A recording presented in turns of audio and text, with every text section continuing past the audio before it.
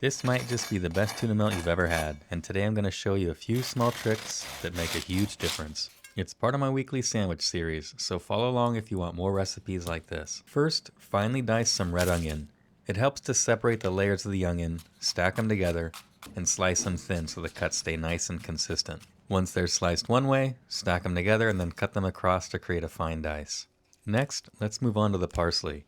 Pull the leaves from the stems so you're just using the tender leaves. Give them a quick chop, and then add them to the same bowl as the onions. The most important thing when making tuna melts is the tuna itself. Always use solid white albacore tuna. Skip the chunk light. It's just not nearly as good. And make sure to drain as much liquid as possible. I always prefer tuna packed in water instead of oil. Once the tuna is drained, go ahead and add that tuna to the same bowl, and then we'll add some mayonnaise. I'm using my homemade mayonnaise. I'll link that in the description if you want to try it. I like a good amount of mayo here, and then we'll season it with kosher salt and fresh cracked black pepper. Give the mixture a good stir until everything is nicely combined. Then we'll move on to slicing our tomato. And like I mentioned earlier, I do like a good amount of mayonnaise here. But if you prefer it a little drier, just add less. For the tomato, just give it a quick slice with the serrated knife. Then we'll move on to the avocado. This one wasn't quite as ripe as I would have liked, but it's still good, so we'll go ahead and use it. Next, we'll make a simple butter and cheese spread for the bread. Just mix softened butter with some grated Parmesan. As the sandwich cooks, it creates this really beautiful, crispy crust on the outside.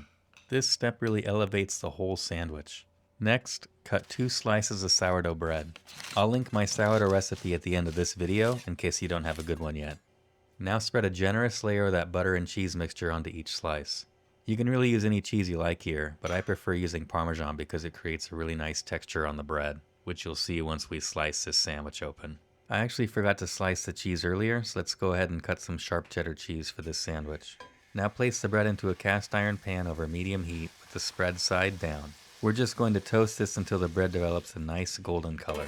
Go ahead and add the cheese to one side so it melts while the bread cooks, and we'll cover the pan to help keep that heat in. Once that cheddar cheese is melted and the bread has the color we're looking for, transfer the bottom slice to your cutting board. I like to use the slice without the cheese as the base. Now we can start building the sandwich. Add the tuna salad first, then layer on the avocado, and then add the tomato. Season generously with salt and fresh cracked black pepper, and finish it with a slice of sourdough with the melted cheese.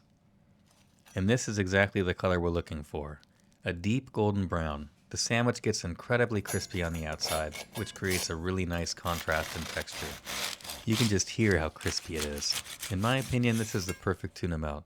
If you enjoy sandwiches like this and want to see more every week, make sure you subscribe and come gather at our table. We'll see you on the next one.